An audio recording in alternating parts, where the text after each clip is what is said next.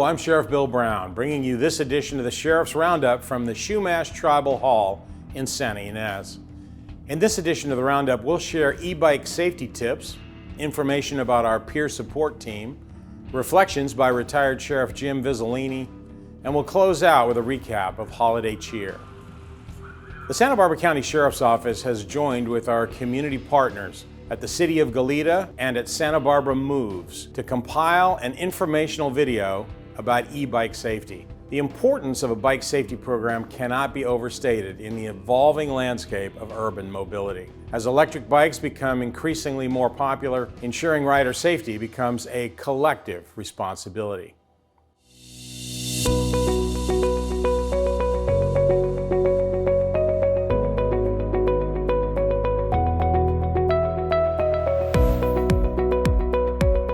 E-bikes are increasing in popularity amongst the youth and adults. Kids are riding them to and from school, adults are riding them to and from work, and we just want to be sure that people are riding them safely and following the rules of the road.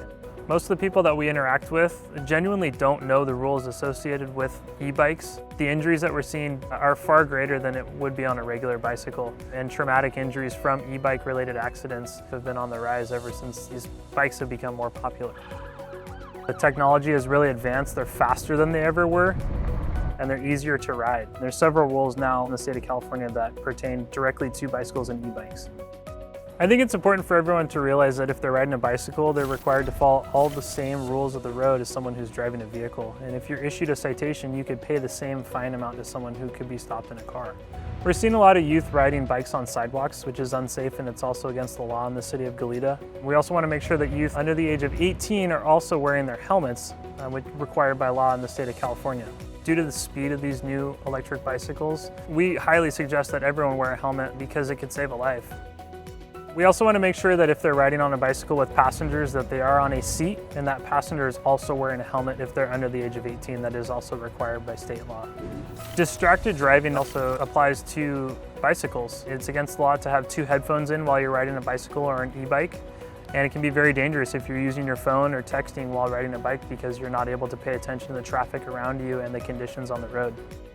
We see a lot of common violations on bicycles and e-bikes, riding the wrong direction against traffic. In California, you are required to ride on the right side of the road in the same direction as traffic. Stop signs also pertain to people on bicycles and e-bikes. Just like a vehicle, you have to stop for all stop signs.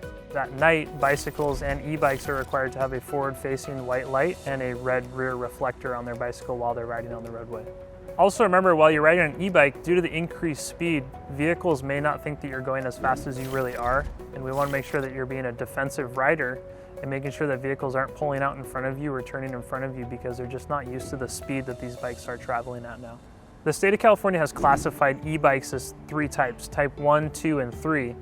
We want people who own these bikes to be familiar about what type of bicycle they have and the laws that apply to that type of bicycle. For instance, a type 3 bicycle that can go up to 28 miles an hour, you have to be 16 years old to ride it, and you can't ride them in traditional bike paths. Something that's also increasing in popularity are these pedalless electric bicycles. If it doesn't have pedals on it, you are required to have a license plate and either an M1 or an M2 endorsement. And we want to make sure that before people go out and buy these electric motorcycles, in essence, that they are aware of the laws that pertain to them and they're not just riding them around as if they were bicycles. As a community resource deputy and in my personal life, I enjoy riding e-bikes, and we strongly encourage people to go out and enjoy them, enjoy this new technology, enjoy the outdoors. But before you do, we want to make sure that people are aware of the laws that pertain to them and that they do ride them safely.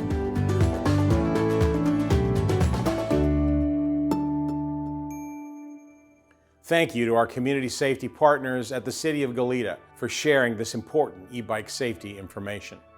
Next up, I am proud to share with you a glimpse into the Santa Barbara County Sheriff's Office Peer Support Program. Whether it's overcoming personal challenges, navigating the twists and turns of life, or simply seeking a friendly ear, peer support plays a pivotal role in fostering resilience and well-being. Here to tell you more about our program are some of our peer support team members.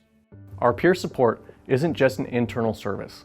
It's essential to ensuring that our team is well equipped to serve and protect the community effectively. A healthy and resilient sheriff's office starts with taking care of our own. It is not just a benefit for us, it's an investment in our safety and well-being of the community we serve. Peer support is more than an internal initiative. It's a commitment to community safety. When our team members are mentally and emotionally supported, they can better serve and protect the community. It's a ripple effect. We want the community to know that our commitment to peer support extends beyond the office walls. By understanding the importance of our well-being, you're contributing to a safer and more resilient community. We are here for you just as we are here for each other. In conclusion, our peer support team is not just a service. It's a lifeline for us and an insurance for the community. Peer support is building a stronger, healthier, and more resilient sheriff's office. Thank you, Marina, Deputy Moore, Custody Deputy Mina. Your collective strength and shared wisdom fosters a sense of community within our organization and promotes personal growth and resilience in the face of life's ups and downs. I recently had the chance to sit down with retired Sheriff Jim Vizzolini to reflect on his impressive career with the Sheriff's Office and to capture the history of our agency through the perspective of a previous leader. Here's a condensed version of the remarkable historical anecdotes he shared with us during that interview, which was recorded as part of our ongoing Sheriff's Office History Project. Jim Vizzolini had a distinguished and in many ways unparalleled 33-year career and connection with the Santa Barbara Sheriff's Department. He served as a deputy, detective, sergeant, lieutenant, captain, and as the undersheriff before being the acting sheriff following the retirement of Sheriff John Carpenter. Welcome, Jim. We are so glad to have you on the Sheriff's Roundup today. Great to have you with us. Jim, let me ask you to tell us about your pre-Sheriff's Department roots. I went into the military when I was 17 years old. And when I came out, I went to work for the County of Santa Barbara. And my dad was registrar of voters at that time, more mixed. And I had every intention of going to the Sheriff's Department. It's a dream I started with when I was 11 years old. Jack Ross promised me, you'll be a deputy someday. So I lived on that promise. Sheriff Ross, in 1962, he retired, as you say. Sadly, his retirement was fairly short. Right. He developed a terminal illness, and you wrote in your autobiography that you had been invited by his wife, Lydia, to come and visit with him one last time. And tell us about that. Well, she called and said, Jim, Jack's not going to be with us for very long. I knew he'd want to say goodbye. And I said, can I come over right now? And she said, yeah, please do. Anyway, I went over, went into the room, and he looked up and smiled, and I said, I knew you'd figure out how to get out of work some way. I joked about something or another, and I sat on the bed beside him. He says, you know, you're going to be a sheriff one day. And I said, I'll take it. I said, you know that I've had that dream ever since the first time you told me I'd be a deputy. I said, that's my lifelong dream, just to follow you. And he said, just always remember, if you're going to be a peace officer, be a good human being. And I said, I've tried. And he says, I know you have. So anyway, I gave him a hug goodbye, gave Lydia a hug goodbye, and that was my last visit. Well, a nice gift he gave you at the end there with that advice. Now, let me catch up on a couple of things. Sheriff Carpenter gave you a lot of responsibilities. You ultimately were selected by him to be his undersheriff. Tell us about that, how that came about, and what his expectations were of you. I had no expectation being asked or interviewed by him for undersheriff. I applied for the test, took the test, prepared myself pretty well for the test. I knew what he expected. The test was on a Friday. Saturday morning he calls me. He says, good morning, how are you doing? And I said, I don't know, tell me. And he says, you came out first in the test. I said, I did? That's great. I said, I got a question I got to ask you. Why me? And he says, Jim, I don't need another John Carpenter.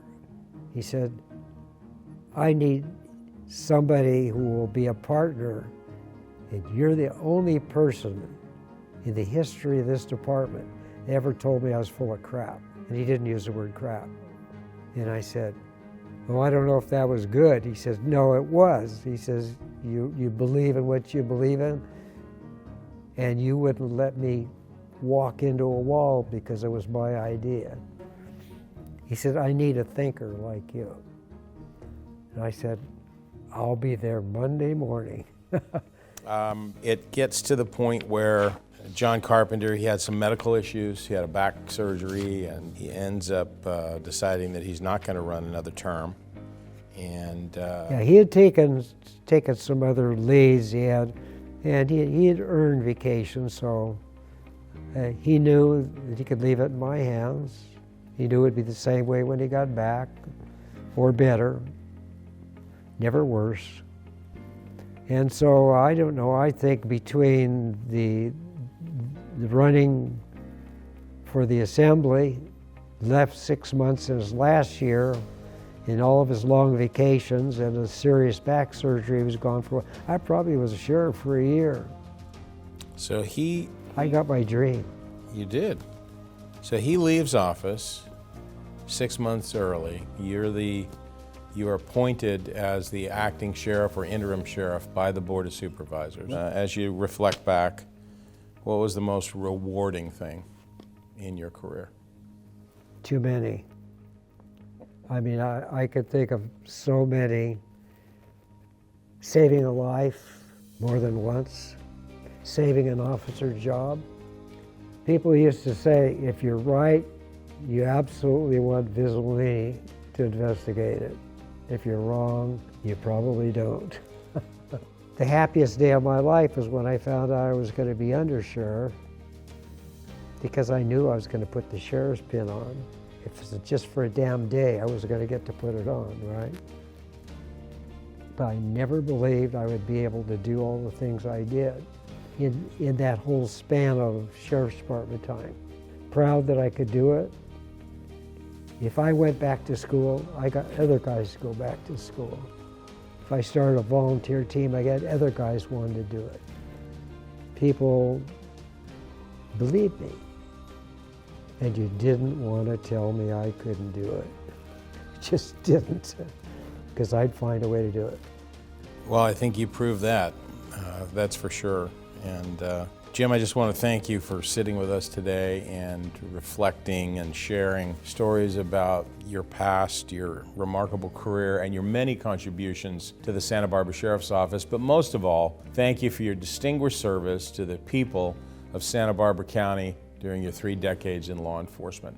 It's been a pleasure to have you on the Sheriff's Roundup. Well, thank you very much, Sheriff. It's a pleasure to be here.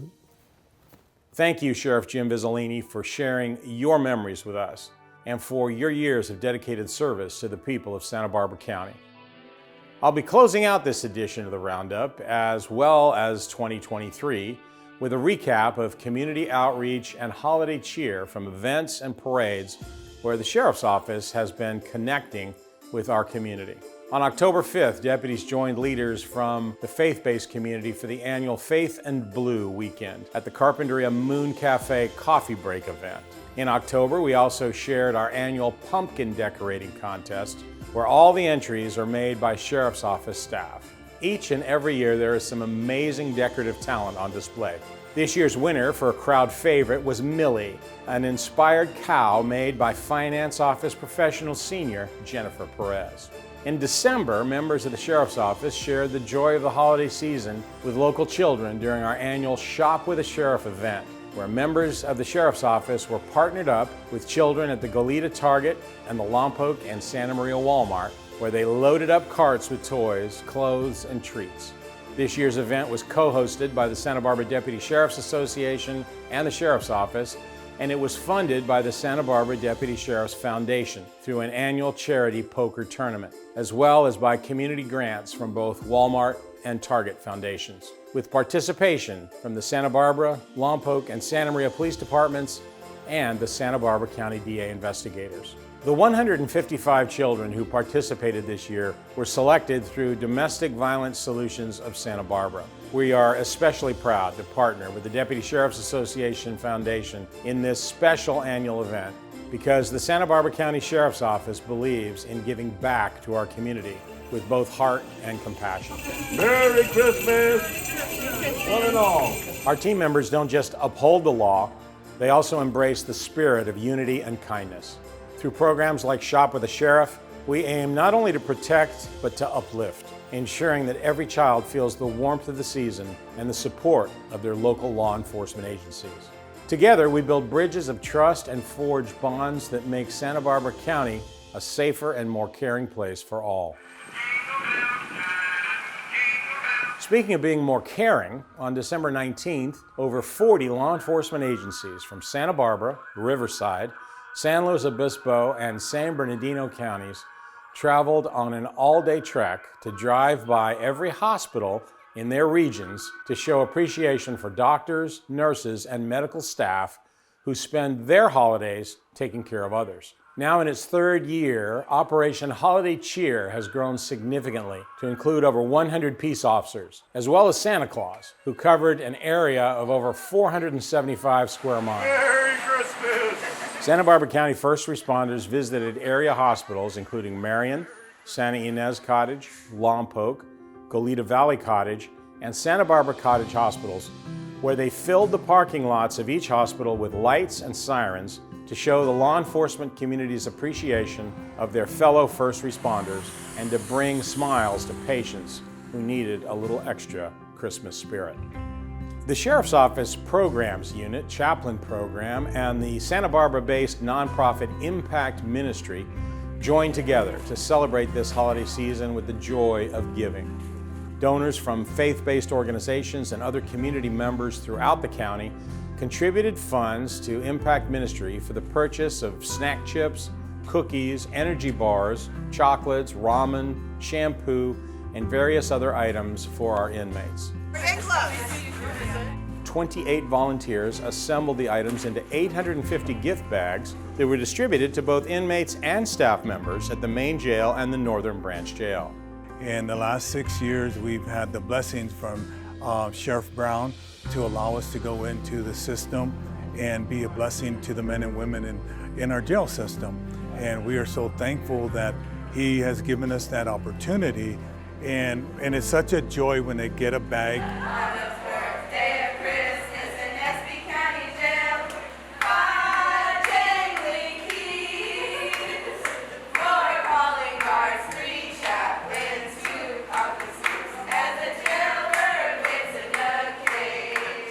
It's the smile, the tears, the joy that we get to see that rewards us to say this is the reason why we do it. And you're also there for the deputies, to support them. So we love everyone in this process. We just love them. This is the 6th year that Impact Ministry has brought holiday joy to our inmates and staff, and we thank them for their ongoing generosity and community spirit.